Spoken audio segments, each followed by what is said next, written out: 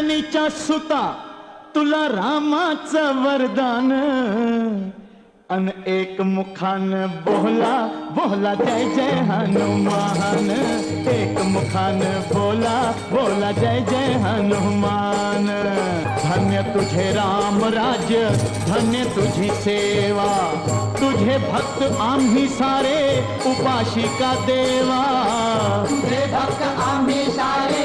उपाशिका देवा घे बोलावून आता